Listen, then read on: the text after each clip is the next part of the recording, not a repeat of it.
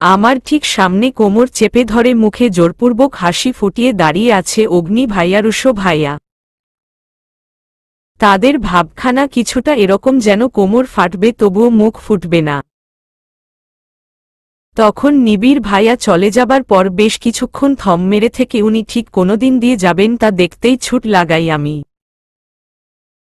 যেহেতু আমার ঘরের জানালা দিয়ে বাড়ির পেছনে দিকে যাওয়া যায় সেই হিসেবেই আমি তৎক্ষণাৎ ঘর থেকে বেরিয়ে লুকিয়ে লুকিয়ে বাড়ির পেছনে সাইডে চলে আসি। আর এসেই আমার দু ভাইকে কোমর চেপে ধরে এক পা করে হেঁটে আসতে দেখেই থেমে যাই আমি। ভাইয়ারাও তাই, আমায় এভাবে এই সময় এই জায়গায় একদমই আশা করেনি তারা। দুজন দুজনের দিকে অসহায় দৃষ্টি নিক্ষেপ করে অতঃপর দাঁত কেলিয়ে তাকিয়ে আছে তারা আমার দিকে। কিন্তু আমার দৃষ্টি তীক্ষ্ণ, তাতে জমা একরাশ সন্দেহ। নিজেদের বাড়িতে কেউ এভাবে চোরের মতো ঢুকলে তাতে নিশ্চয় কোনো না কোনো ঘাপলা রয়েছে, এটা বাস্তব। সেই ভেবেই চোখের দৃষ্টি আরও খানিকটা সরু করলাম আমি। ভ্রু নাচিয়ে ভাইয়াদের জিজ্ঞেস করলাম, কি, কোথায় থেকে আসা হচ্ছে ভাইয়ারা? আমার প্রশ্নে একটা শুকনো ঢোক গিলল দুজনেই। রুশো ভাইয়া এক হাতে অগ্নি ভাইয়াকে ধরে রেখেই দাঁত কেলিয়ে বলে উঠল, আরে ছুটকি, তুই এখানে কি করছিস? এখনও তো পুরোপুরি রেডিই হোসনি। রুশো ভাইয়াকে থামিয়ে দিয়ে এবার আমার বিগ পয়েন্টে আঘাত করে বসল অগ্নি ভাইয়া।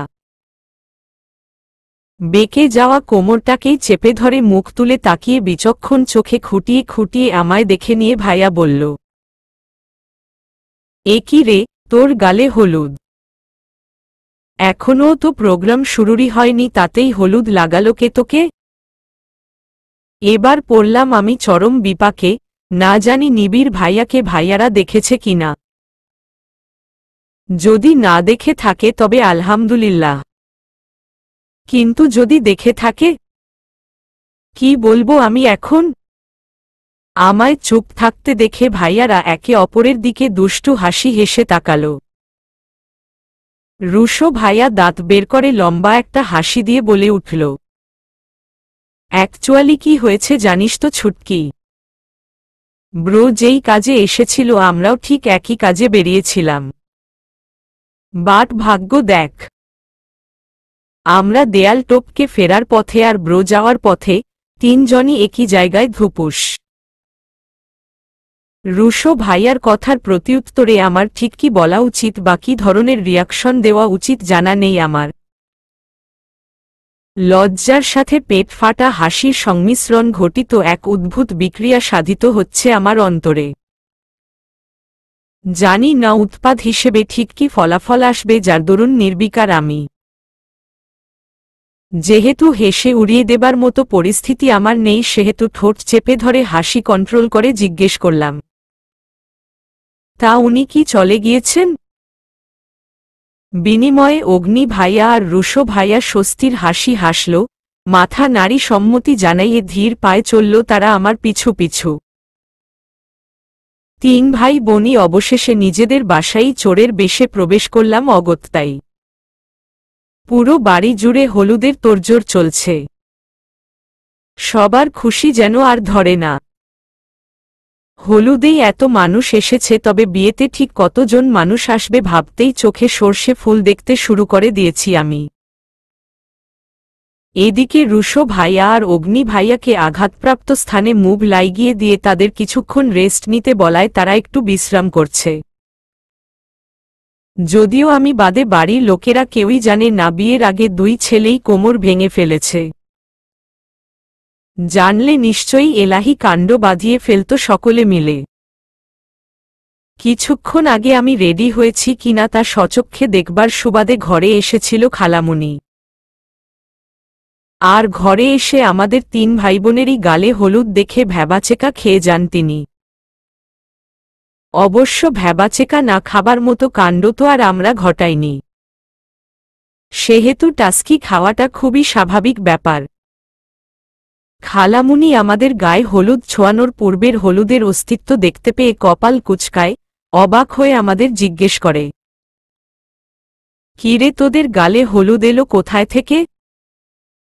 খালামুনির প্রশ্নের জবাব স্বরূপ আমি বা অগ্নি ভাইয়া কিছু বলবো তার আগেই রুশো ভাইয়া দাঁত কেলিয়ে জবাব দেয়, আর বলো না আম্মু, ছুটকি আর ব্রোর নাকি হলুদ হলুদ খেলতে ইচ্ছে হচ্ছিল, তাই আর কি 3 ভাইবোন মিলে একটু হলুদ হলুদ খেলছিলাম। হে হে। রুশো ভাইয়ার জবাবের বিনিময়ে খালামুনি চোখ বড় বড় করে ফেলে। আমাদের দিকে জিজ্ঞাসু দৃষ্টিতে তাকাতেই অনিচ্ছা সত্ত্বেও জোরপূর্বক দাঁত কেলিয়ে মাথা নাড়িয়ে সম্মতি জানাই আমরা।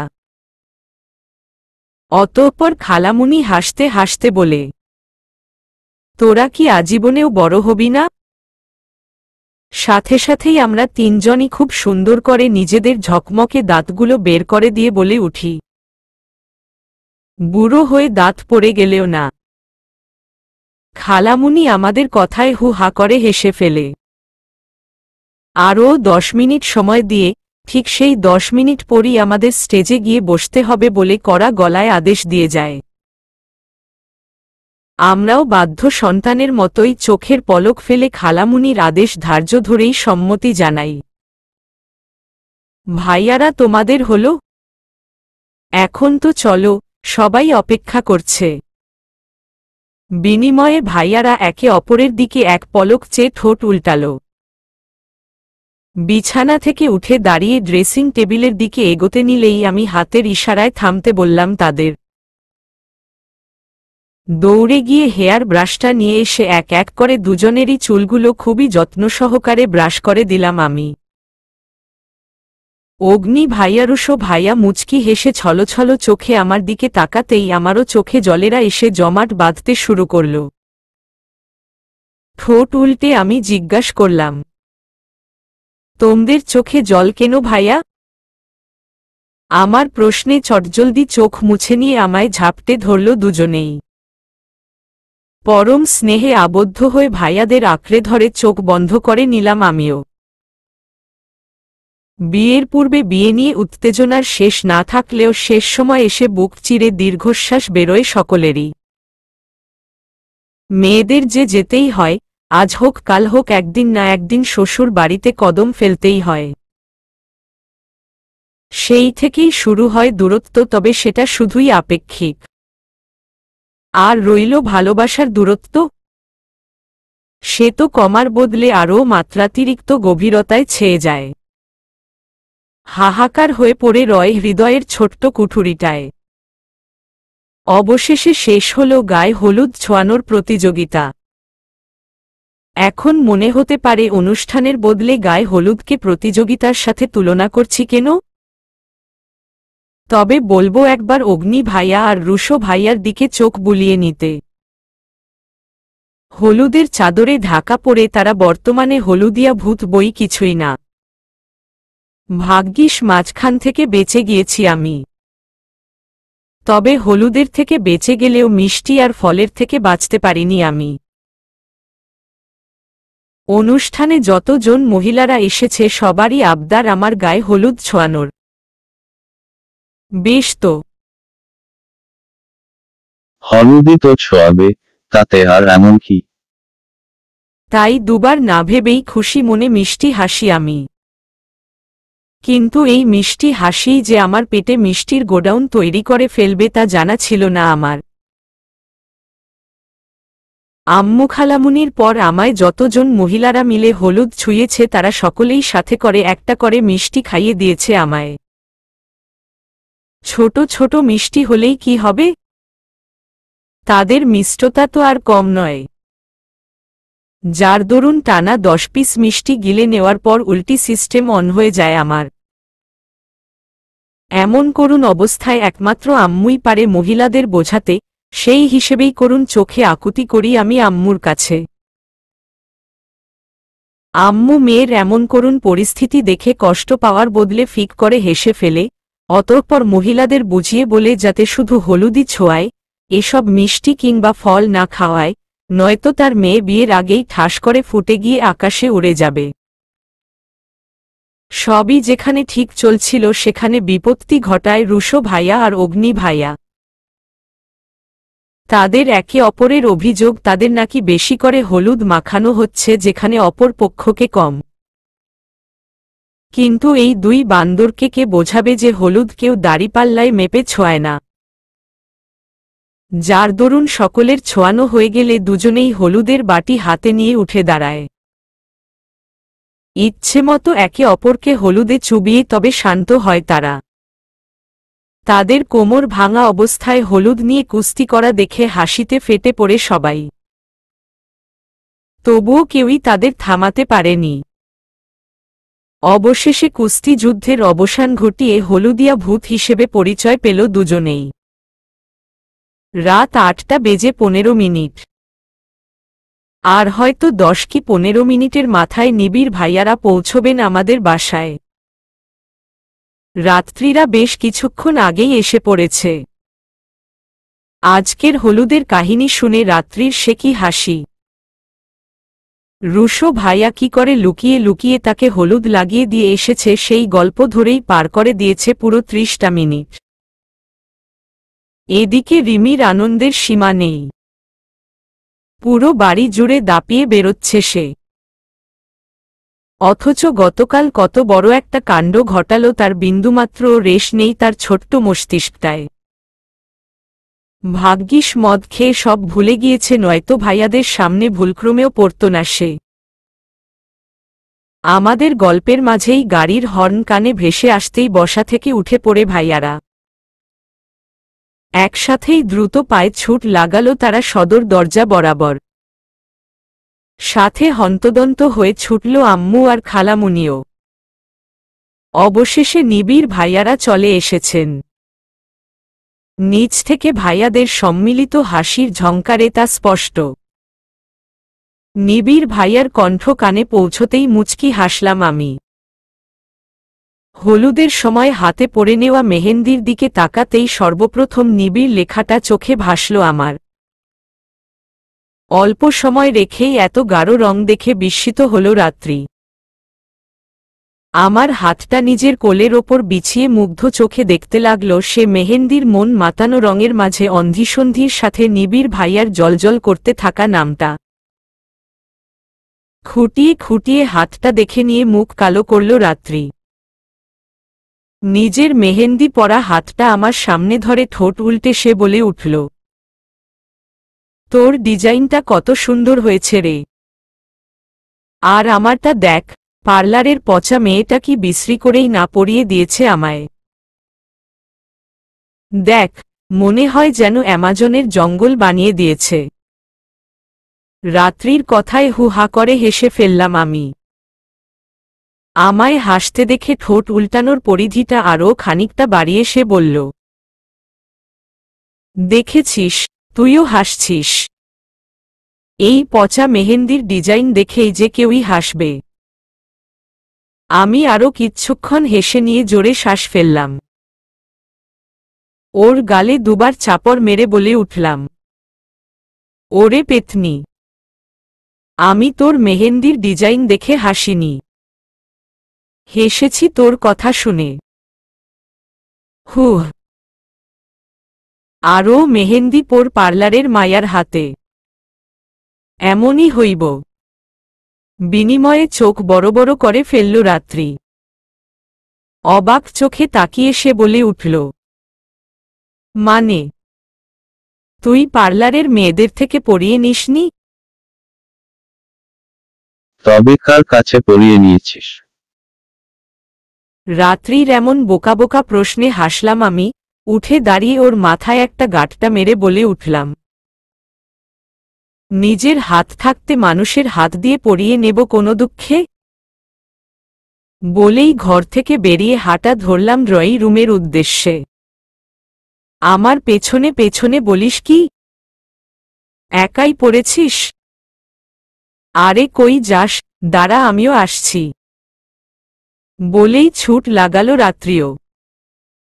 ড্রয়িং রুমে পৌঁছতেই সর্বপ্রথম নিবিড় ভাইয়ার গলায় যেই বাক্যটি কানে পৌঁছল সেটি হল, কি রে তোরা কি হলুদের ছোঁয়ানোর পর পানি দিয়ে গোসল করেছিস নাকি? পানি ছোঁয়ানোর পর হলুদে ডুবকি লাগিয়ে গোসল করেছিস? বিনিময়ে একে অপরের দিকে তীক্ষ্ণ দৃষ্টিতে তাকালো অগ্নি ভাইয়ারুষো ভাইয়া। দুজনই দুজনকে চোখের ইশারায় অভিযোগ ছুড়ে মেরে দোষী সাব্যস্ত করাই ব্যস্ত। এদিকে নিবিড় ভাইয়ার প্রশ্নের পরই বাড়ি কাঁপিয়ে হু হা করে হেসে উঠলাম সকলেই।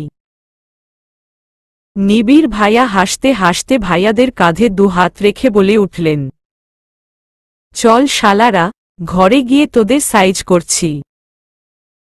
বলেই সিঁড়ি বেয়ে ভাইয়াদের সাথে করে নিয়ে উপরে উঠতে লাগলেন উনি। ভাইয়াদের উপরে আসতে দেখে সিঁড়ির সাইডে চেপে এলাম আমি। উনি যেতে যেতেই এক পলক আমার দিয়ে তাকিয়ে নিজের ঘন পল্লব বিশিষ্ট বাম চোখটা টিপ মেরে সোজা বুকের বা পাশে গুলিয়ে চালিয়ে চলে গেলেন আমার।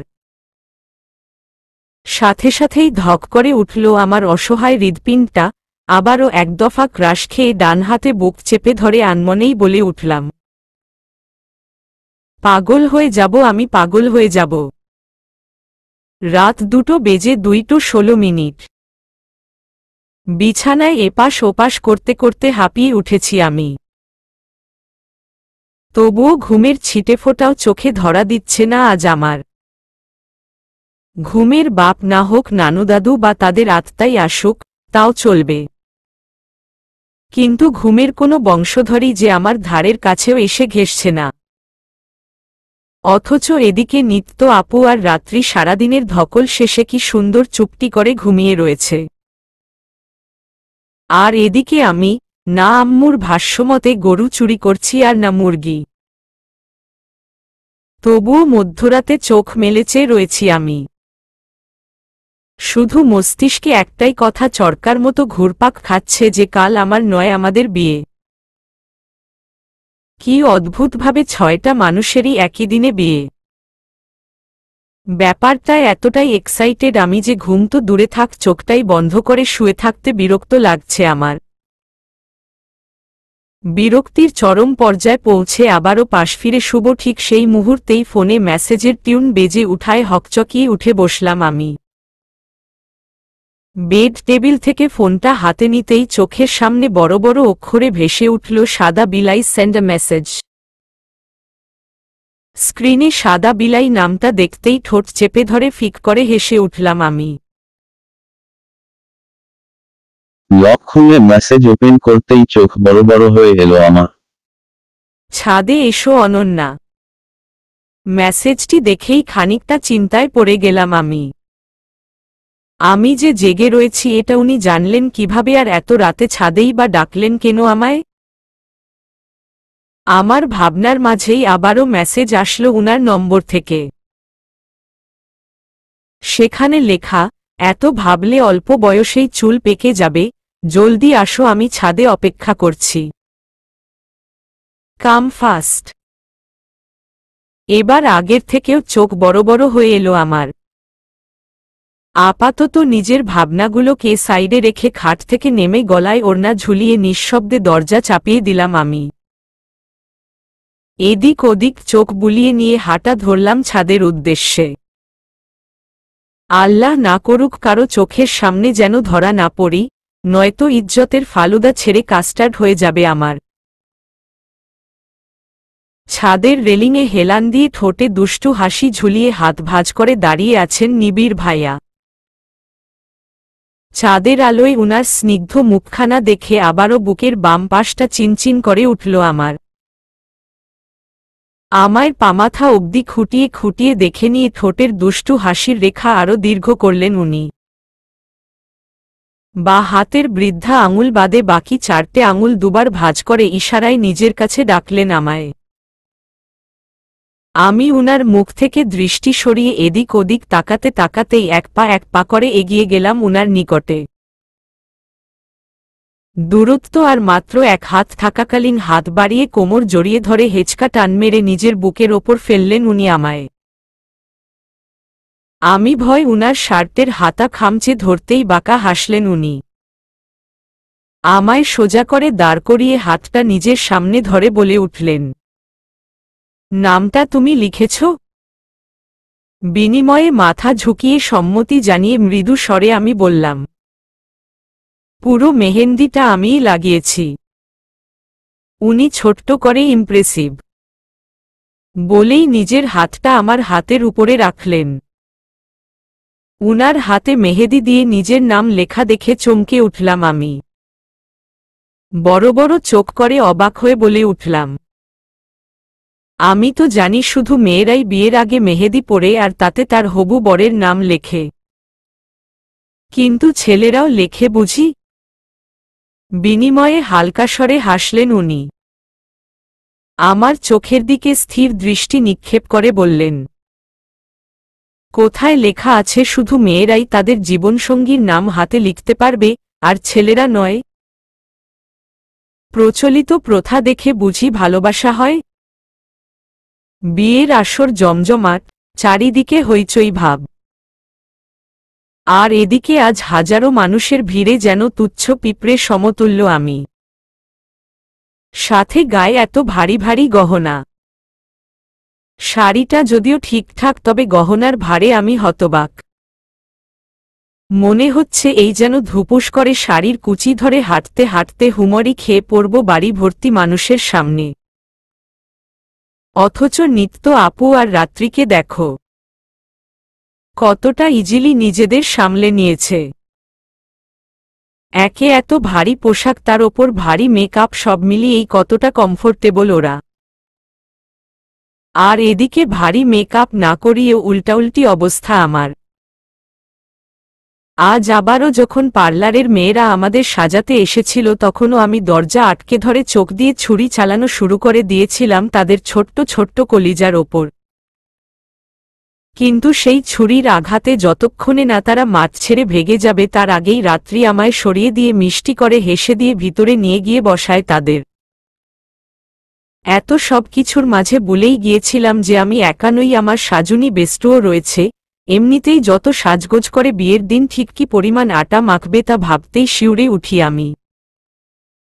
আজ রুশো ভাইয়া তার অ্যাটম বোমকে চিনতে পারবে কিনা এই নিয়েও বড্ড চিন্তা শুরু হয় আমার। রাত্রি আর নিত্য আপুকে মেয়েগুলো সাজিয়ে দিয়ে অতঃপর তারা সাজাতে আসে আমায়। আমিও নিজের ভাইয়ার ভাষ্যমতে কোদল নখগুলো সাইজ করে নিয়ে প্রস্তুতি নিয়ে রাখি আগে থেকেই। উদ্দেশ্য ঠিক যখনই তারা আমায় সাজানোর জন্য গায়ে হাত দিবে, ঠিক সেই মুহূর্তেই বেড়ালের মতো খামচে ছিলকা তুলে দেব তাদের। কিন্তু তা আগে থেকেই নিত্য আপু আর রাত্রি আন্দাজ করে দুজনেও দু হাত চেপে ধরে আমার। রাত্রি আমার ডান হাত চেপে ধরে জেদি গলায় বলে উঠে, আজ যা হয়ে যাক না কেন তোকে সাজতেই হবে। আজ তোকে না সাজিয়ে বিয়ের আসরে বসতেই দেব না আমি। রাত্রির মতো নিত্য আপুও আমার বা হাত চেপে ধরে, তবে জেদি গলার বদলে অনুরোধের কণ্ঠে বলে উঠে, অনন্যা, বিয়ে তো মানুষের একবারই হয়, আর এই দিনটাতে মেয়েদের সাজতেই হয়। প্লিজ আর না করো না লক্ষ্মীটি। তবুও মনে গলেনি আমার। আমি হাত পা ছোটাছুটি করতে করতেই এক প্রকার ঝড় তুলে দেই ঘরের মধ্যে।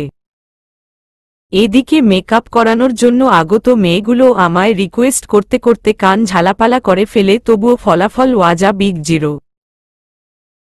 ঘরে যখন ঝড় থেকে শুরু করে ভূমিকম্প শুরু হবার উপক্রম, এমন সময় দরজায় করাঘাত করে কেউ। আম্মু অথবা খালামুনি এসেছে ভেবে চোখের ইশারায় পার্লারের একটা মেয়েকে দরজা খুলতে ইশারা করে রাত্রি। মেয়েটা সম্মতি জানিয়ে দরজা খুলে দেওয়া মাত্রই হুড়মুড় করে ঘরে ঢুকে পড়েন নিবিড় ভাইয়া। সবাই মিলে আমাকে ধরে টানাটানি করতে দেখায় ভ্রু কুঁচকে আসে উনার।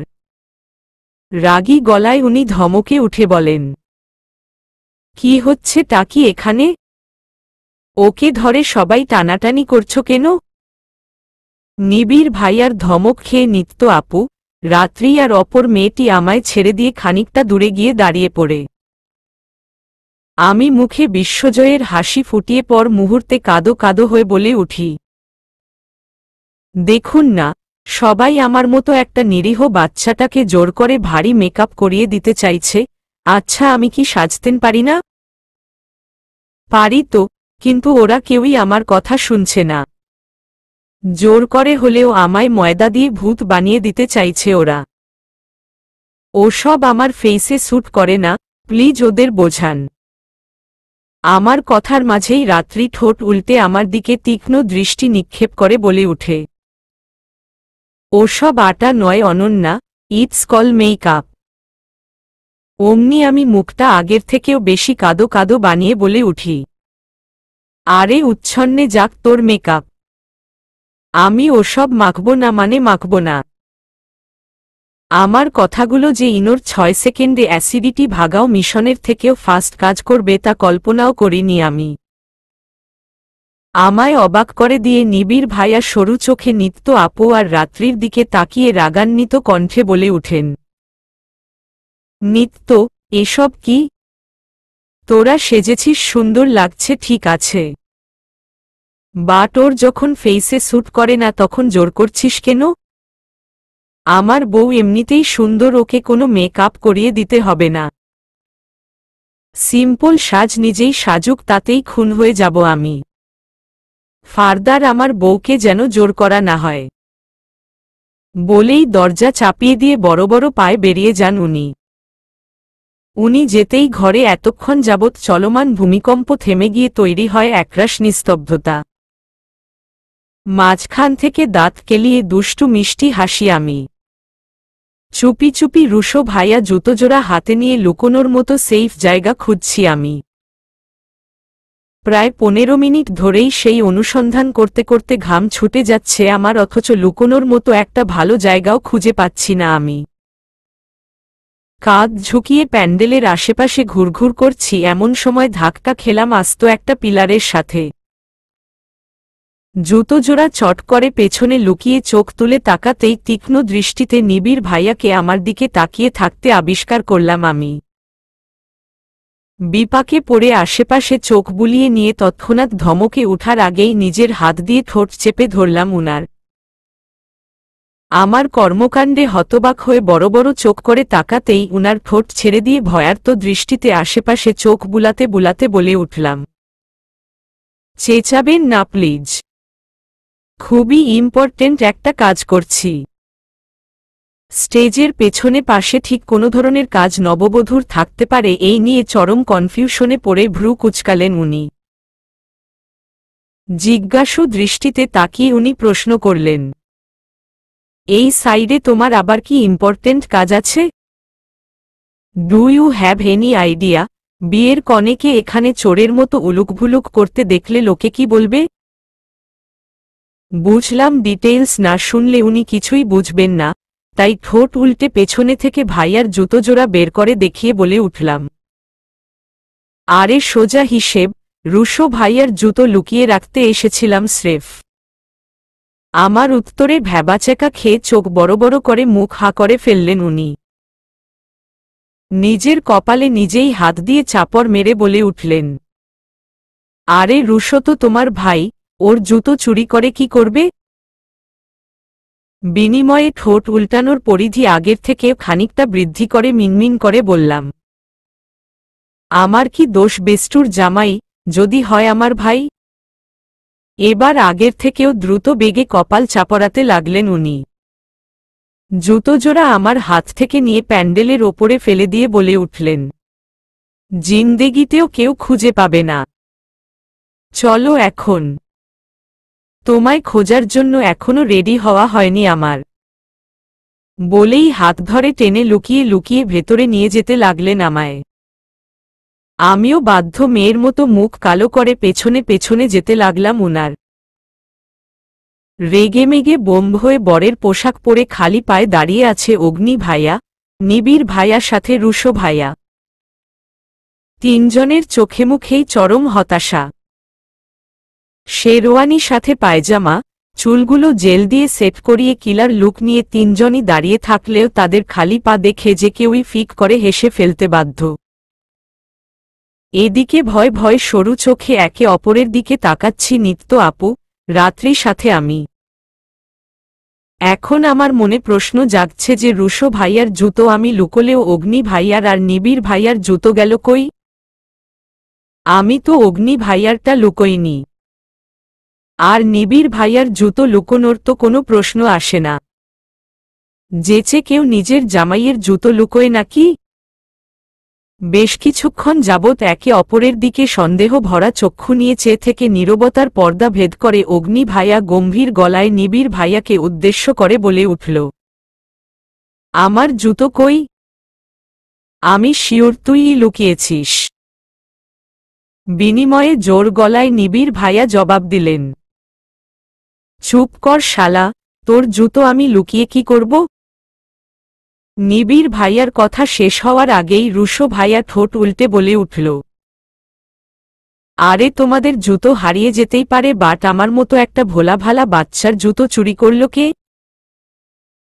বিনিময়ে একটা শুকনো ঢোক গিললাম আমি। কেউই কারো দোষ স্বীকার না করাই অবশেষে আবারও নিস্তব্ধতা ছেয়ে গেল সকলের মধ্যে। নিত্য আপু বুঝল এভাবে সময় অপচয় ছাড়া আর কোনো ফলাফলই পাওয়া যাবে না, তাই হাত উঠিয়ে আপু বলল,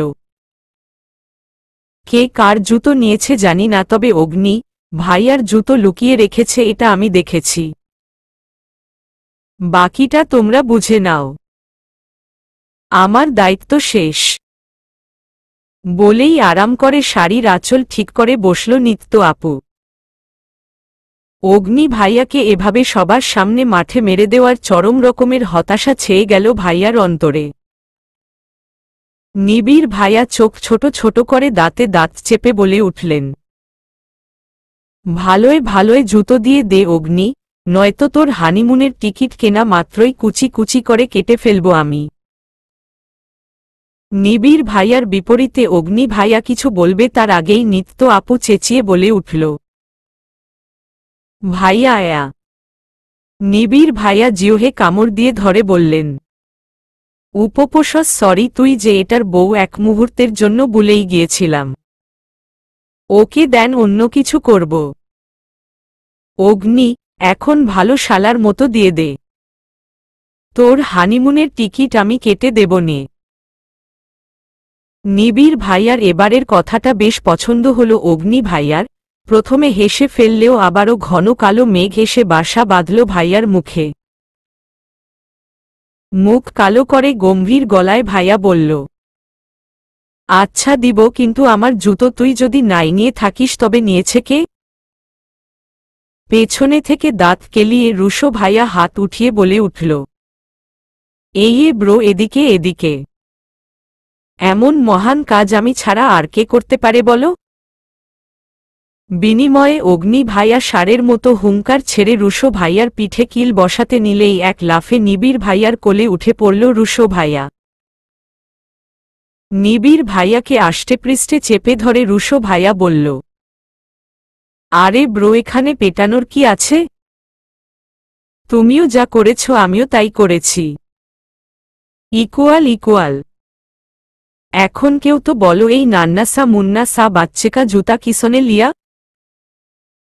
নিবিড় ভাইয়া রুশো ভাইয়াকে কোল থেকে নামিয়ে আমার দিকে আঙুল দেখিয়ে বলে উঠলেন, উইয়ে তোমার আদরের ছুটকি। জুতো চুরি করে এনে লুকোনোর জায়গা খুঁজছিল, আমি জাস্ট জায়গা দেখিয়ে দিয়েছি, দ্যাটস ইট। রুশো ভাইয়া ঠোঁট বাঁকা করে চোখ বড় বড় করে অবাক কণ্ঠে বলে উঠল, ছুটকি? বিনিময়ে আমি চোখ বন্ধ করে দাঁত কেলিয়ে হাসলাম। মিনমিন করে বললাম, আমিই বাকি করব বলো? বেস্টুর জামাইয়ের জুতো চুরি না করলে মুখের কথার দাম থাকত বুঝি? ব্যাপারটা নিঃসন্দেহে অদ্ভুত হলেও তিনজনের জুতোই স্টেজের পেছনে প্যান্ডেলের ওপরে পাওয়া গিয়েছে, যেটা একটা কোইন্সিডেন্ট হলেও চমকে দিয়েছে সকলকেই। এতে করে এটা আবারও স্পষ্ট হয়ে গেল যে ভাইয়ারা তিনজনই রুশো ভাইয়ার ভাষ্যমতে একই গোয়ালের গরু। কাজী সাহেব আমাদের সকলকে ডেকে পাঠিয়েছেন মাত্রই। প্রথমে আমরা অর্থাৎ মেয়েদের গিয়ে স্টেজে বসতে বলেছেন। কথা আছে আমরা বসতেই উপর থেকে একটা অর্ধভেদ্য বিশাল পর্দা ফেলে দেওয়া হবে, আর আমাদের ঠিক অপোজিটে সিরিয়ালি মুখোমুখি হয়ে বসবেন ভাইয়ারা। সেই হিসেবেই আগে আমাদের নিয়ে গিয়ে বসিয়ে দেবার জন্য আম্মু খালামুনি, রাত্রির আম্মু উঠে দাঁড়িয়ে পড়লেন। সাথে বসা থেকে শাড়ির কুচিগুলো হাতের মুঠোয় নিয়ে দাঁড়িয়ে পড়লাম আমরাও। নিত্য আপুরাত্রি খুব সহজেই নিজেদের সামলে নিয়ে এগোতে লাগলো, শুধু থেমে রইলাম আমি। বাম পায়ে বড্ড ব্যথা করছে আমার। সিঁড়ি থেকে নামার সময় এসব ভার সামাতে না পেরে হোঁচট খেয়েছি আমি, যদিও পড়ে যাইনি। যথারীতি নিজেকে সামলে নিয়ে রেলিং ধরে দাঁড়িয়ে পড়েছি।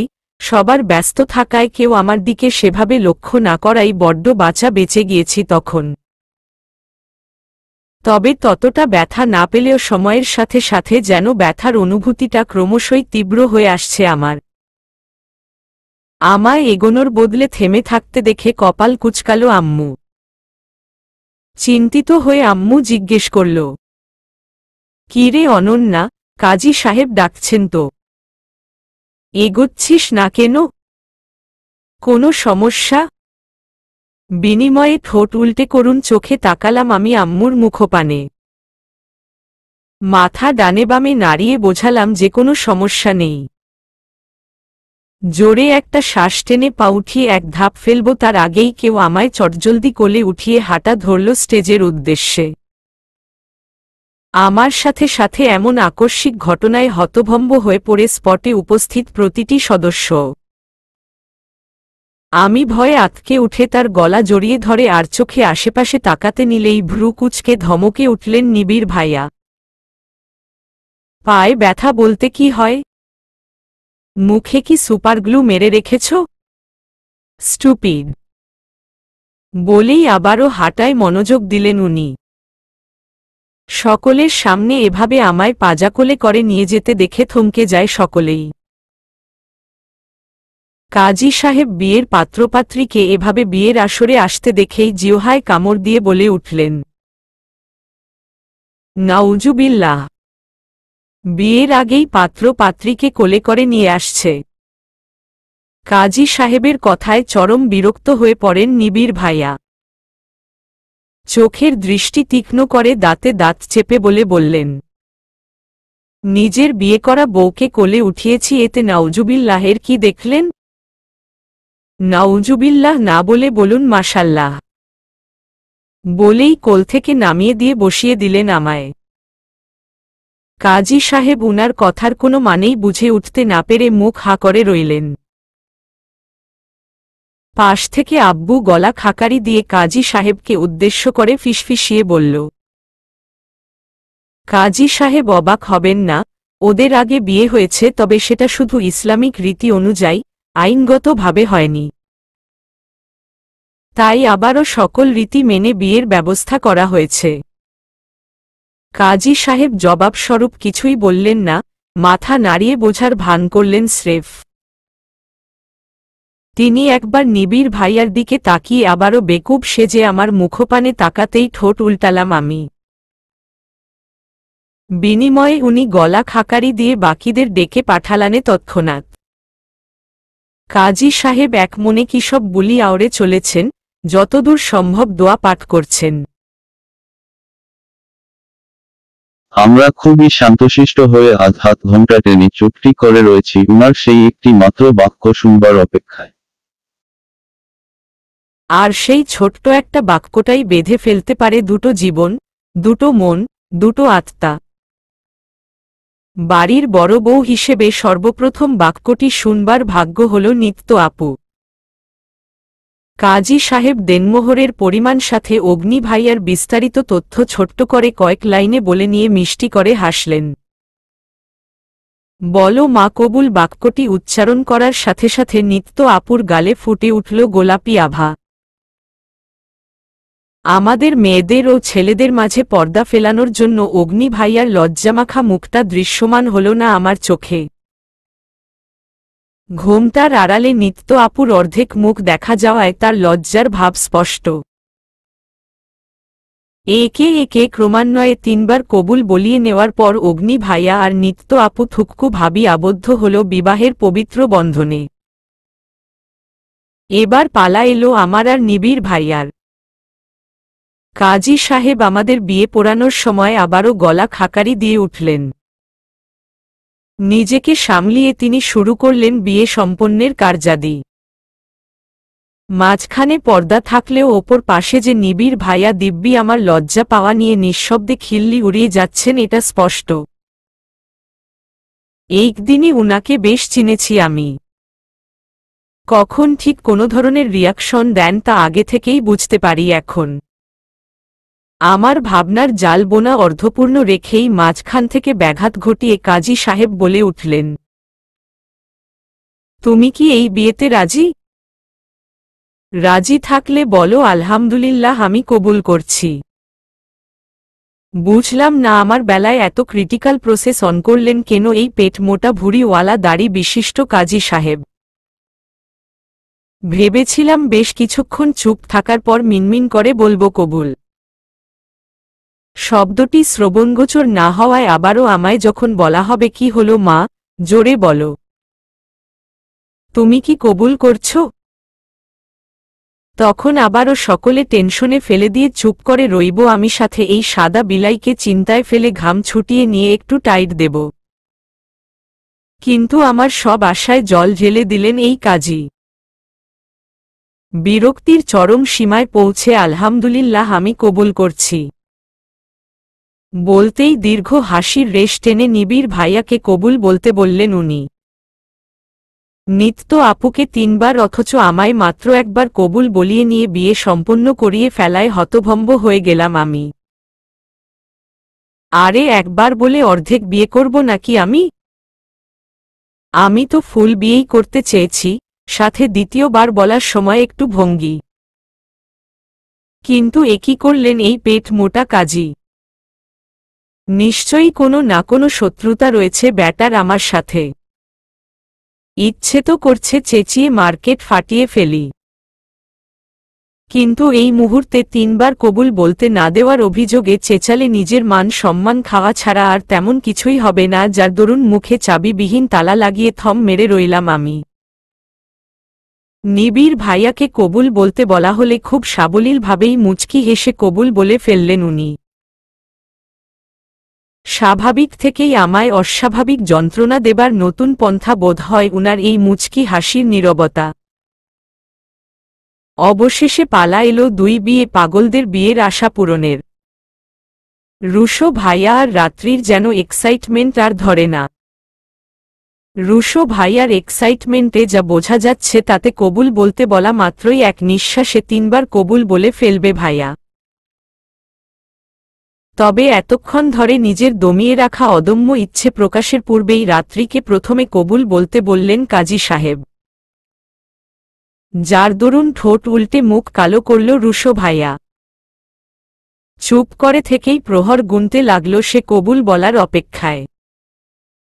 রাত্রি এতক্ষণ ধরে লজ্জা লজ্জা ভান ধরে ঘোমটা দিয়ে রাখায় ধরেই নিয়েছিলাম লজ্জায় লালে লাল হয়ে মিষ্টি করে কবুল বলবে সে। তবে আমায় সম্পূর্ণ ভুল প্রমাণিত করে দিয়ে রাত্রি ঘোমটা তুলে ফরফর করে একসাথে 3 বার কবুল বলে ফেলল। সবার মুখে চরম অবাকের ভাব ফুটে উঠলেও মাঝখান থেকে অবাকের সাথে বিষম খাওয়া শুরু করে দিল রুশো ভাইয়া। খালামুনি তৎক্ষণাৎ পানির গ্লাস এগিয়ে দিতেই এক নিঃশ্বাসে ঢকঢক করে খেয়ে নিয়ে শান্ত হল সে। কাজী সাহেব রাত্রির এমন সুপারফাস্ট মোশনে কবুল বলায় বিস্মিত হলেও গলা খাকারি দিয়ে ব্যাপারটা এড়িয়ে গিয়ে রুশো ভাইয়া কবুল বলতে বললেন। রুশো ভাইয়া কিছুক্ষণ চুপ করে থেকে জোরে শ্বাস টেনে বলে উঠল, কাবিল, ফুককু কবিল, সরি আই মিন কবুল। রুশো ভাইয়ার নিজের কর্মকাণ্ডে ভরকে গিয়ে কবুল শব্দটাও ঠিকমতো উচ্চারণ করতে না পারায় ফিক করে হেসে ফেলল রাত্রি। সাথে হাসির ঝঙ্কার ছন্দিত হতে লাগল পুরো বিয়ের আসর জুড়েই। বাসর ঘরে ফুলের চাদরে মোড়ানো বিছানাটায় পায়ের ওপর পা তুলে বসে রয়েছি আমি। একটু পর পরই আর চোখে দেয়াল ঘড়িতে সময়টা দেখে নিচ্ছি, সাথে প্রহর গুনছি আমার সাদা বিলাই থুককু সাদা জামাইটার অপেক্ষায়। আজ আকাশে থালার ন্যায় চাঁদ উঠেছে, যার আলো ছড়িয়ে আলোকিত হয়ে উজ্জ্বলতায় প্রস্ফুটিত হয়েছে রাতের পৃথিবীপৃষ্ঠ। মাঝে মাঝে হিমেল হাওয়া বইছে, যার জানান দিচ্ছে খোলা জানালার পারে টাঙানো ঢেউ খেলানো পর্দাটি। তবে জানালার ধারে দাঁড়িয়ে হিমেল হাওয়া গায়ে মাখাবার বদলে বিছানায় বসে ঠোঁট কামড়ে ধরে মনে মনে ছক কষছি আমি। এখন অপেক্ষা শুধু নিবিড় ভাইয়ার। উনি এলেই আমার সাজানো গোছানো পরিকল্পনাগুলোকে বাস্তবায়ন করার উদ্দেশ্যে উদ্যত হব আমি। আজ শেষ সময়ে বিদায়ের মুহূর্তে পুরো বাড়িটা যেন নিস্তব্ধতায় ঘিরে পড়েছিল। ভেবেছিলাম কাঁদব না আমি, অথচ সকলের ভগ্নহৃদয়ের ক্রন্দনরত হতবিহ বলে অশ্রু গড়িয়ে পড়ে আমার গাল বেয়েও। ভাবতেই বুকের ভেতরটা মোচড় দিয়ে ওঠে। কাল থেকে নিত্য আপু আর রাত্রির মতো আমাকে নিজের বাড়ি ছেড়ে যেতে হবে শ্বশুর বাড়িতে। শ্বশুর বাড়ি শব্দটা একজন বিবাহিত নারীর কাছে খুবই সুপরিচিত হলেও একজন সদ্য বিবাহিত মেয়ের কাছে তা পাহাড় সমান ভারী। এই যেন নিজের পৃথিবীর থেকে আলাদা কোনো জগৎ, ভিন্ন জগৎ। যেই জগৎ একবার বউ হয়ে পা রাখলে বাঁচতে হয় সে জগতেই, নিজের বলে গ্রহণ করতে হয় সেই জগতেকেই। অনেকে বলে শ্বশুর বাড়ি মধুর হাড়ি, মিষ্টতায় পরিপূর্ণ। কথাটা বাস্তব হলেও সদ্য বিবাহের পর বিদায়ের শেষ সময়ে এসে একটা মেয়ের কাছে তা হয়ে উঠে কোনো এক অচিনপুর। মনে হতে থাকে সেথায় গেলে যেন আর বুঝি ফেরা হবে না। খুব করে চোখের সামনে ভাসতে থাকে সেই বুদ্ধি হওয়ার পর থেকে বর্তমান পর্যন্ত পরিবারের লোকগুলোর সাথে কাটানো প্রত্যেকটি মুহূর্ত। মনে হয় ঈশ্বর যদি আরও একটু সময় পেতাম, আরও কিছু সময় পরিবারের মানুষগুলোর সাথে খোশগল্প আড্ডায় মেতে উঠতাম। বিয়ের করার জন্য যারা উন্মাদনায় ভরপুর, বিয়ের বয়স হবার পূর্ব থেকেই যাদের মনে বিয়ে নিয়ে হাজারো জল্পনা কল্পনা গেঁথে থাকে, তারাও এই সময় এসে আর নিজেদের ধরে রাখতে পারে না। মা বাবা ভাই বোনকে আঁকড়ে ধরে হাউমাউ করে কান্না করে মনটা হালকা করতে চায়। মন খুলে তারা বিসর্জন দেয় চোখ নিঃসৃত নোনা জলগুলো। আসলে কান্না করতে হয় না, কান্নাটা অটোমেটিক্যালি চলে আসে। পরের দিন ঠিকই বাপের বাড়ি আসা হবে কথাটা জানার পরও মন ভারী হয়ে আসে, কারণ তখন বাপের বাড়ি আসাটাকে বাপের বাড়ি বেড়াতে যাওয়ার সাথে তুলে ধরা হবে। কেউ তখন মিষ্টি হেসে ছোট্ট করে বলবে না বাসায় যাচ্ছি। সমাজের প্রচলিত রীতি অনুযায়ী ঠোঁটের কোণে হাহাকারে ঢাকা মলিন হাসি ফুটিয়ে বলবে এই তো বাপের বাড়ি বেড়াতে যাচ্ছি। সেই হাজারো চাপা আর্তনাদ বুকের মাঝেই পিষ্ট করে মেয়েরা হাসিমুখে দিন পার করে দেয়। দিন যায় মাস যায়, একে একে পেরিয়ে যায় বছর। অভ্যস্ত হয়ে পড়ে মেয়েরা নিজের সবটা দিয়ে গুছিয়ে নেয় তাদের ভালোবাসায় ঘেরা ছোট্ট সংসারটাকে। আবার সকলের সেই কপাল থাকে না। কারও কারও ক্ষেত্রে না মেলে হাতটা শক্ত করে চেপে ধরে সঙ্গ দেওয়ার মতো স্বামী, আর না মেলে নিজের মেয়ের মতো করে ভালোবাসার মতো শ্বশুর শাশুড়ি। আবার কারও কপালে যদি যত্নশীল স্বামীর সাথে বিনয়ী শ্বশুর শাশুড়ি মেলে তবে সে তো সৌভাগ্যবতী। সেই দিক বিবেচনায় এটা স্বীকার করতে আমরা তিনজনই বাধ্য যে আমরা সৌভাগ্যবতী, নিঃসন্দেহে সৌভাগ্যবতী। যাদের কপালে এত ভালো স্বামী আরও ভালো শ্বশুর বাড়ি জোটে তাদের সৌভাগ্যবতী না বললে কি আর চলে? অবশ্যই নয়। নিতু আপু আজ তার বাবার বুকে মুখ গুজে কেঁদেছে, খুব করে কান্না করে আঙ্কেলের পাঞ্জাবিটা ভিজিয়েই দিয়েছে। তাতে বিন্দুমাত্র অস্বস্তি হয়নি আঙ্কেলের। মেয়েকে পরম স্নেহে বুকে আগলে ধরে তার কান্নায় সঙ্গ দিয়ে চোখের জল ফেলেছেন তিনিও। রাত্রিও তাই, আদরের ছোট্ট বোনটাকে বুকে আগলে বাবা মার বাহুডোরে আবদ্ধ হয়ে আর্তনাদ মিশ্রিত কান্নায় ভেঙে পড়েছিল সে। সবাই এই বলে সান্ত্বনা দিয়ে যাচ্ছিল যে এই তো মাত্র 10 মিনিটের রাস্তা, এক ছুটে আসা যাওয়া করা যাবে। তবুও মন শান্ত হয়নি কারো। আর এদিকে আমি নীরবে চোখের জল বিসর্জন দিয়ে গিয়েছি। অগ্নি ভাইয়া আর রুশো ভাইয়া তাদের ভালোবাসার মানুষটাকে এভাবে কান্না করতে দেখে নিজেরাও বোধহয় কেঁদে ভাসিয়ে ফেলবে এমন অবস্থা। কিন্তু লোকলজ্জার ভয় কান্নাগুলো ঠোঁট চেপে আটকে তাদের সামলিয়ে গিয়েছে। মাঝাখান থেকে আমায় নীরবে অশ্রুপাত করতে দেখায় বোনকে বুঝিয়ে নিবিড় আসেন আমার কাছে। হাতের উল্টো পিঠ দিয়ে গাল বেয়ে গড়িয়ে পড়া জলগুলো মুছতে মুছতে বলে উঠেন, এই পাগলি তুমি কাঁদছ কেন? তুমি তো নিজের বাড়িতেই আছো। বরং অসহায় আমাকে সবাই বিদেয় করে চলে যাচ্ছে, সেই হিসেবে আমার কান্না করা সাজে নাকি তোমার বলো তো? বিনিময়ে আমি ছলছল চোখে উনার দিকে তাকিয়েই ছিলাম স্রেফ। উনি আমার ডান হাতটা শক্ত করে ধরে নিজের হাতের মুঠোয় নিয়ে তাতে আলতো করে ঠোঁট ছুঁয়ে দেন। কপালে কপালে ঠেকিয়ে বলেন, ব্যাস, অনেক হয়েছে, আর কেঁদো না।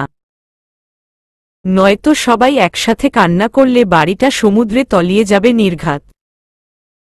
দরজা লাগানোর মৃদু শব্দে হকচকিয়ে উঠে ভাবনা জগৎ থেকে বেরিয়ে এলাম আমি। মোমবাতির নিভু নিভু আলোয় নিবিড় ভাইয়ার স্নিগ্ধ মুখখানায় চোখ পড়তেই দাঁত বের করে মিষ্টি করে হাসলাম আমি। তবে আমায় দেখে ঠোঁটের কোণে হাসি ফুটিয়ে তুলবার বদলে থম মেরে দাঁড়িয়ে পড়লেন উনি। উনার মুখে এসে হানা দিল ঘন কালো মেঘ।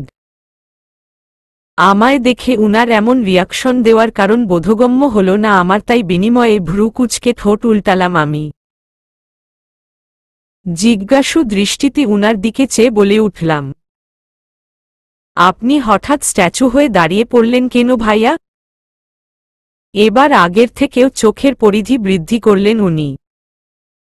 হতাশায় ঢাকা মুখে বুলি ফুটিয়ে আহত কণ্ঠে বলে উঠলেন, এসব কি করেছ তুমি? শাড়ি গহনা খুলে টি শার্ট আর স্কার্ট পরেছ কেন? এবার আগের থেকেও ঠোঁটটাকে অধিক পরিমাণে উল্টালাম আমি। কাবার্ডের দিকে এক পলক তাকিয়ে মিনমিন করে বললাম, একটু পর তো ঘুমোতেই হবে, ওসব পরে প্রচণ্ড অস্বস্তি হচ্ছিল আমার, তাই খুলে ফেলেছি। কেন, ঠিক করিনি? উনি ঠোঁটে ঠোঁট চেপে ধরে কপালে হাত দিয়ে ওপরের দিকে তাকালেন। বার কয়েক কপাল চাপড়ে শান্ত হয়ে মুখে জোরপূর্বক হাসি ফুটিয়ে বললেন, না না, খুব ভালো করেছ তুমি। একেবারে মহাভারত শুদ্ধ করে ফেলেছ। ডাফার। উত্তেজনায় এতটাই মত্ত হয়ে পড়লাম আমি যে উনি আমায় ডাফার বলেছেন তাতে কোনো ধ্যানই দিলাম না। চট করে বিছানা থেকে নেমে পড়ে উনার হাত ঝাঁকিয়ে বলে উঠলাম, চলুন, বাসরে হাঙ্গামা মিশন শুরু করা যাক। বলেই উনার হাত টেনে দরজা খুলিয়ে বেরিয়ে এলাম তৎক্ষণাৎ। উনি একের পর এক প্রশ্ন করে যাচ্ছেন ঠিকই, তবে আপাতত তাতে কোনো ভাবাবেগ হচ্ছে না আমার। ঘর থেকে বেরিয়ে উনাকে এক কোণায় দাঁড়াতে বলে নিঃশব্দে দরজার চাপিয়ে আশেপাশে চোখ বোলাতে লাগলাম উনি। আমার কার্যকলাপ উনার বোধগম্য না হওয়ায় কপাল কুঁচকে উনি আবারও প্রশ্ন করলেন, কি করতে চাইছ তুমি আমাকে বলবে? বাসরে হাংমাগা মানে কি? আমি হাতের ইশারায় উনাকে ভলিউম কমিয়ে কথা বলতে বলে আর চোখে রুশো ভাইয়ার ঘরের দিকে দেখিয়ে ফিসফিসিয়ে বলে উঠলাম, উফ অফ, আপনি এত অবুঝ কেন বলুন তো? বেস্টুর বাসরে হাঙ্গামা না করলে মান সম্মান ধুলোয় মিশে যাবে, আপনি বুঝেন না? সেই জন্যেই তো ওদের ডিস্টার্ব করতে আপনাকে নিয়ে বেরোলাম। আপনি শুধু পাহারা দেবেন আর হাঙ্গামা করব আমি। সিম্পল। টাস্কি খেতে খেতে চরম পর্যায়ে পৌঁছে এবার ধপ করে ফ্লোরে বসে পড়লেন উনি। কিছুক্ষণ থম মেরে থেকে আমার মুখপানে বিস্ফোরিত চোখে তাকিয়ে বলে উঠলেন, লাইক সিরিয়াসলি? তোমার মাথায় কি এসব উল্টোপাল্টা বুদ্ধি ছাড়া আর কি কিছুই খেলে না? আজ যে আমাদের বাসর, সে কথা কি ভুলে গিয়েছ? আর কোথায় লেখা আছে যে বেস্টুর বাসরে প্রবলেম ক্রিয়েট না করলে তোমার মানসম্মান ধুলোয় মিশে যায়? জাস্ট থিঙ্ক কতটা স্টুপিড তুমি। উনার কথায় চোখ ছোট ছোট করে ঠোঁট কুঁচকে কাদো কাদো হয়ে বললাম, হ্যাঁ আমি স্টুপিডই তো। আপনি তো ইন্টেলিজেন্ট। তো যান একা একা বাসর করুন। আমি যাচ্ছি না। এবারের অ্যাক্টিংয়ে বোধহয় কিছুটা কাজে দিল, যা উনার রিয়াকশনে স্পষ্ট। বিয়ের প্রথম রাত যে কারোর নিজের পার্টনার ছাড়া কাটুক কেউই চাইবে না, সেরকম উনিও চান না কোনো কালেই। তাই নিজের রাগটাকে দাঁত চেপে দমিয়ে নিয়ে চটজলদি বসা থেকে উঠে দাঁড়িয়ে পড়লেন উনি। আমায় সাইডে দাঁড় করে ঠোঁটে আঙুল চেপে বলে উঠলেন, ওকে ফাইন, ডিস্টার্ব করতে হবে তো? আমিই করে আসছি, বাট তুমি কোথাও যাচ্ছ না। Is it clear? চুপটি করে এখানে দাঁড়িয়ে থাকো। আমি দরজায় নক করে লুকিয়ে চলে আসব। বলেই প্রত্যুত্তরে কিছু বলবার সুযোগ না দিয়ে অন্ধকারে মিলিয়ে গেলেন উনি। তবে বেশিদূর যেতে হলো না উনাকে। মাত্র রুশো ভাইয়ার ঘরের কাছাকাছি যেতেই ধপাস ধুপুস আওয়াজে ভূমিকম্প সৃষ্টি হল সেখানেই। বুঝলাম অঘটন ঘটে গেছে, তাই আর দেরি না করে লাইটের সুইচ অন করে ছুট লাগালাম রুশো ভাইয়ার ঘরের সামনে। নিবিড় ভাইয়ার ওপর অগ্নি ভাইয়া, আবার তার ওপর রুশো ভাইয়া। বলা যায় তিনজন মিলে মেঝেতে একটা ছোটখাটো পাহাড়ের জন্ম দিয়ে উল্টে পড়ে রয়েছে। অগ্নি ভাইয়া আর রুশো ভাইয়াকে এই মুহূর্তে বাসর ঘরে রোমাঞ্চ করবার বদলে বাহিরে থাকতে দেখে নিজের দুর্ভাগ্যকে আবারও ব্যাড লাক উপাধি দিয়ে কপাল চাপড়ালাম আমি। ভাইয়ারা ফ্লোরে পড়ে গিয়ে যথেষ্ট ব্যথা পাওয়ার সত্ত্বেও ঠোঁট চেপে একে অপরকে উঠতে বলে চাপা আর্তনাদ করে যাচ্ছে। আবে ওই হাতির ৩ নম্বর বাচ্চাগুলা, ওঠ আমার ওপর থেকে। হাড় হুড্ডি সব পাউডার হয়ে গেল বোধহয় আমার। নিবিড় নিবিড় ভাইয়ার চাপা শব্দে করা ধমক খেয়ে অগ্নি ভাইয়া চোখমুখ কুঁচকে বলে উঠল, আবে শালা আমাকে বলছিস কেন? রুশোকে বল। ওই ব্যাটা না উঠলে আমি উঠব কি করে? ঈশ্বস। আহ, কালকে রাতভাঙা কোমরটা বোধহয় আজ পুরোপুরিই ভেঙে গেল রে। অগ্নি, আরে ব্রো পাটা মেবি মচকে গেছে, উঠতে গেলেই চিনচিন করে উঠছে। একটু ওয়েট করো, I'm trying but don't crying. রুশো কথাগুলো একনাগারে বলে নিয়ে রুশো ভাইয়া ভাইয়াদের ওপর থেকে একা একা ওঠার ব্যর্থ চেষ্টা করতে করতে হাঁপিয়ে গিয়ে অবশেষে দুহাত দূরে আমায় দাঁড়িয়ে থাকতে দেখে আকুতি ভরা কণ্ঠে বলে উঠল, ছুটকি আমাদের উঠা। হেল্প কর ছুটকি প্লিজ। রুশো ভাইয়ার ডাকে হুঁশ ফিরল আমার। এতক্ষণ তাদের বাসর ঘরে রোমাঞ্চ করার বদলে বাহিরে কাবাডি খেলার রহস্য উদ্ঘাটন করাই মন দিয়ে ফেলেছিলাম, অথচ এদিকে যে ভাইয়ারা আবারও কোমর ভেঙে ফেলেছে তাতে কোনো ধ্যানই ছিল না আমার। আর এক মুহূর্তও দেরি করলাম না আমি, এক ছুটে ভাইয়াদের কাছে গিয়ে রুশো ভাইয়াকে টেনে তুলে দাঁড় করিয়ে দিলাম। রুশো ভাইয়া পা মুচকে যাওয়ায় ঠিকমতো দাঁড়াতে পারল না। রেলিং ঘেঁষে পাটাকে বাঁকা করে রেখে পিলার ধরে দাঁড়ালো স্রেফ। রুশো ভাইয়াকে উঠানোর পর অগ্নি ভাইয়া হাত বাড়িয়ে দিতেই ভাইয়ার হাত চেপে ধরে নিবিড় ভাইয়ার ওপর থেকে উঠিয়ে নিলাম তাকে আমি। অগ্নি ভাইয়া কোমর চেপে ধরে এক ধাপ এগিয়ে বেঁকে যাওয়া কোমরটাকে সোজা করাই ব্যস্ত হয়ে পড়ল। এবার নিবিড় ভাইয়াকে টেনে তুলব তার আগেই চোখের পলক দুপায়ের ওপর ভর করে লাফিয়ে উঠে দাঁড়িয়ে পড়লেন উনি। আমার দিকে বেশ কিছুক্ষণ তীক্ষ্ণ দৃষ্টিতে চেয়ে থেকে ভাইয়াদের উদ্দেশ্য করে বলে উঠলেন, এই তোরা বাসর ঘরে না থেকে বাইরে ঘোরাঘুরি করছিস কেন বলতো? নিবিড় ভাইয়ার প্রশ্নে ভাইয়ারা কিসের জন্য ঘর থেকে বেরিয়েছে মনে করার চেষ্টা করতেই ভয়ে আতকে উঠল। রুশো ভাইয়া নিবিড় ভাইয়াকে দুহাতে ঝাপটে ধরে কাপা কাপা গলায় বলে উঠল, বোবরো। বাসর ঘরে ভুভুভূত। রুশো ভাইয়ার সাথে অগ্নি ভাইয়াও একই সময়ে ভয়ার্ত কণ্ঠে বলল, তো তোর বোন আমায় পেটাবে বলে তাড়া করছে।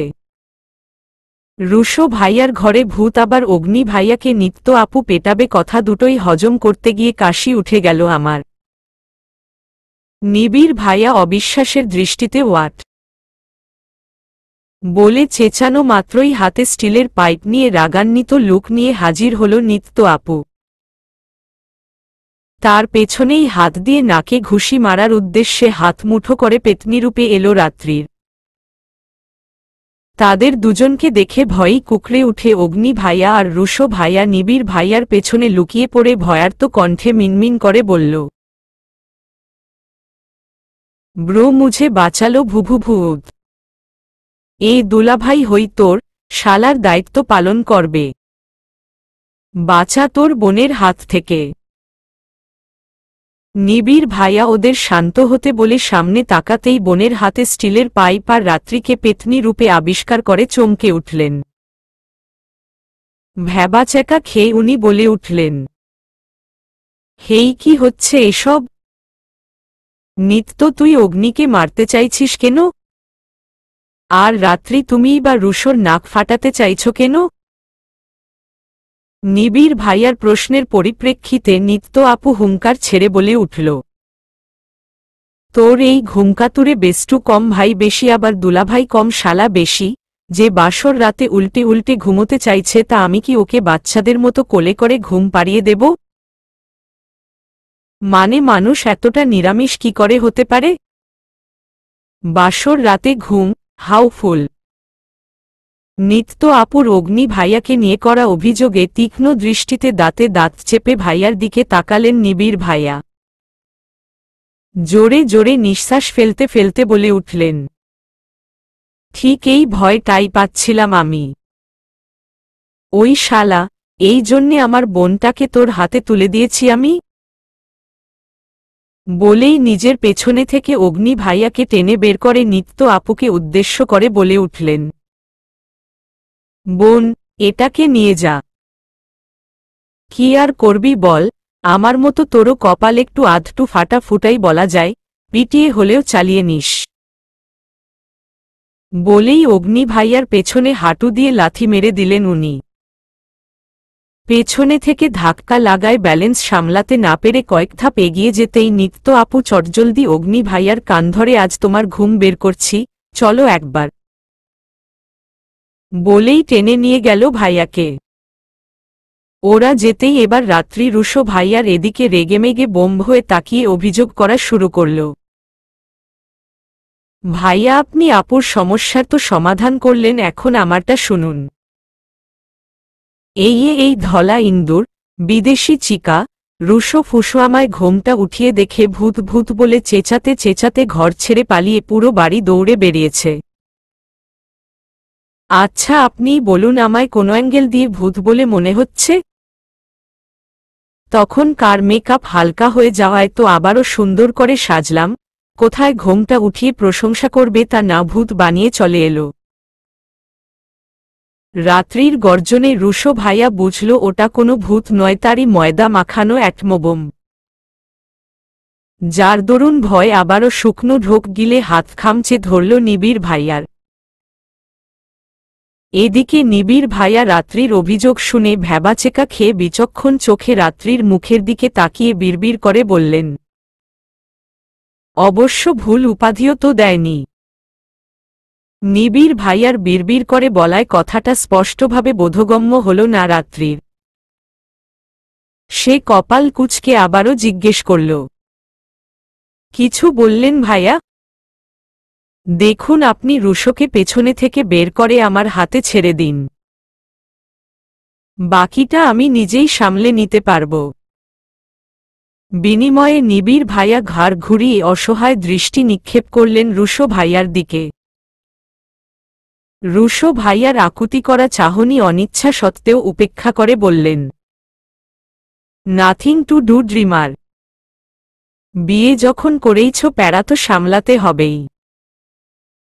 এখন গিয়ে একটু ওয়েল মারবার ট্রাই করো, নয়তো নাকের একটা হাড্ডিও আর আস্ত থাকবে না। রুশো ভাইয়া আর কোনো পথ খোলা না পেয়ে উনাকে ছেড়ে দিয়ে গুটি গুটি পায়ে বেরিয়ে আসতেই আবারও মচকে যাওয়া পায়ে আঘাত লাগায় উচ্চ বলে চাপা আর্তনাদ জুড়ে দিল।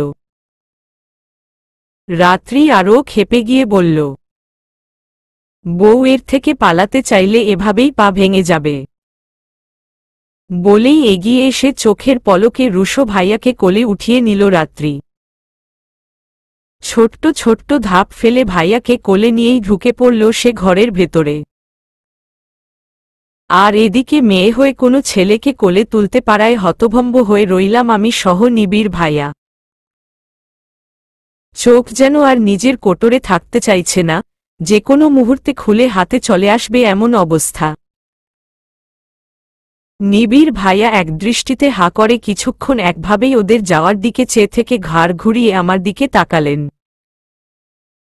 হতবাক হয়ে অবাক কণ্ঠে বলে উঠলেন, ওটা কোনো মেয়ে নাকি এলিয়েন? বিনিময়ে কাঁধ উঁচু করে ঠোঁট উল্টালাম আমি, যার অর্থ আমার নিজেরও তাতে যথেষ্ট সন্দেহ রয়েছে। নিত্য বেবি, আমি তখন জাস্ট মজা করছিলাম, তুমি সিরিয়াসলি নিয়ে নিলে? ওহ, তা মজা করলে এখন এত ভয় পাচ্ছ কেন সোনা? কাছে এসো। নিত্যর আক্রমণাত্মক কণ্ঠে ঝাঁপিয়ে পড়ার আভাস পেয়ে আবারও শুকনো ঢোক গিলল অগ্নি। কাদো কাদো মুখ বানিয়ে সে কিছু বলবে তার আগেই নিত্য তার ঠোঁটজোড়া আবদ্ধ করে নিল নিজের ঠোঁটের ভাঁজে। অগ্নি হতভম্ব হয়ে বোঝার চেষ্টা চালাতে লাগল যে এক্সাক্টলি কি হচ্ছে তার সাথে। পর মুহূর্তে বুঝতে পেরে নিজের মনে হেসে সেও তাল মিলিয়ে নিত্যতে ডুব দিল। সে তো এটাই চাইছিল তার বউ তাকে প্রথমে স্পর্শ করুক। প্রথম ভালো যেহেতু সেই বেসেছে স্পর্শ করার অধিকারও তারই প্রথম, নয় কি?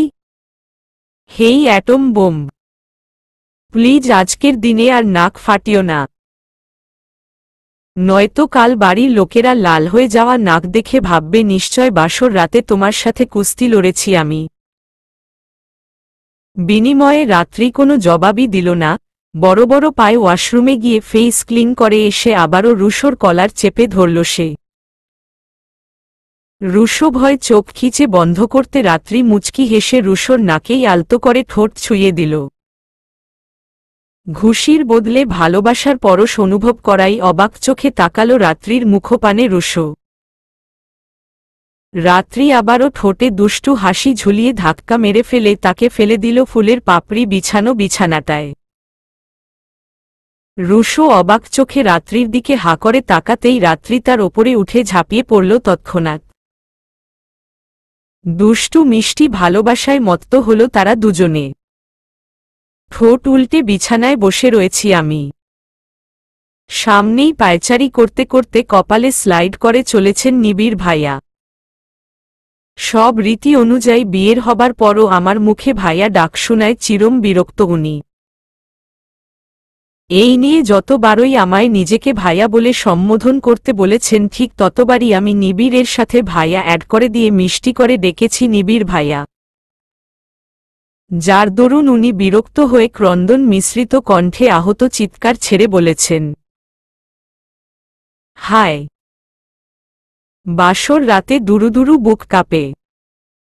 বিয়ের পরও বউ আমায় ভাইয়া ডাকে, তবুও আমার মুখ থেকে ভাইয়া ব্যতীত উনার নামটাই আসতে চাইছে না, যাতে বিরক্ত আমি নিজেও। টানা 2 বছর ধরে করে আসা সম্বোধন হুট করেই কি বদলানো যায়? অবশ্যই নয়। অবশেষে পায়চারি থামিয়ে ফিরে দাঁড়ালেন উনি। ধপ করে বিছানায় বসে পড়ে গম্ভীর কণ্ঠে বলে উঠলেন, ওকে, তোমায় আমাকে শুধু নিবিড় বলে ডাকতে হবে না, পারলে জামাই বলে ডেকো, তবুও প্লিজ ভাইয়া ডেকো না। আমি কিচ্ছুক্ষণ চোখের মনি এদিক ওদিক ঘুরিয়ে ভেবে নিয়ে মিষ্টি হেসে টুপ করে উনার গালে চুমু এঁকে দিয়ে বলে উঠলাম, ওকে নিবিড় জামাই। উনি ডান হাতে বুকের বাম পাশে চেপে ধরে কিছুক্ষণ থম মেরে থেকে মৃদু স্বরে বললেন, আজ তোমায় কে বাঁচাবে অনন্যা? উনার হঠাৎ ভয়ানক মুখশ্রী ফুটে উঠায় শুকনো ঢোক গিললাম আমি। উনি আমার দিকে এগোতে এগোতে নেশাভরা কণ্ঠে বলে উঠলেন, মেয়াই অনন্যা। উনার ইঙ্গিত বুঝতে পেরে আমি চুপ করে রইলাম। লজ্জায় লাল হয়ে উনার শার্ট খামচে ধরতেই বাঁকা হাসলেন উনি। কানের কাছে মুখ নিয়ে এসে শীতল কণ্ঠে বললেন, আজ থেকে আর কোনো বাধা নয়, কোনো দূরত্ব নয়। আজ থেকে তুমি আমার, শুধুই আমার, কারণ তুমিই যে প্রেম আমার। উনার কথাগুলোয় জানি না আমার কি হলো। আচমকাই শক্ত করে জড়িয়ে ধরলাম আমি উনাকে। কাঁপা কাঁপা ঠোঁটে বলে উঠলাম, ভালোবাসি, ভীষণ ভালোবাসি আমি আপনাকে। আমায় ছেড়ে যাবেন না কখনো প্লিজ। উনি মুচকি হেসে কপালে গভীর চুম্বন এঁকে দিয়ে বললেন, ভালোবাসি বলেই সাথে ছিলাম, আছি, এবং জীবনের শেষ নিঃশ্বাস ত্যাগ করার পূর্ব মুহূর্ত পর্যন্ত থাকব, তোমার নিঃশ্বাসে তোমার প্রশ্বাসে তোমাতেই মিশে। উনার উত্তরে আশ্বস্ত হলাম আমি। ভালোবাসায় মত্ত হয়ে ধরা দিলাম উনাতে, মিলিত হলাম দুজনে, মিলিত হল দুটি হৃদয়ের দুটি প্রাণ। ভালোবাসার চাদরে মোড়ালো আমাদের খুনসুটি ভরা প্রেমময় দুটি জীবন। সমাপ্ত।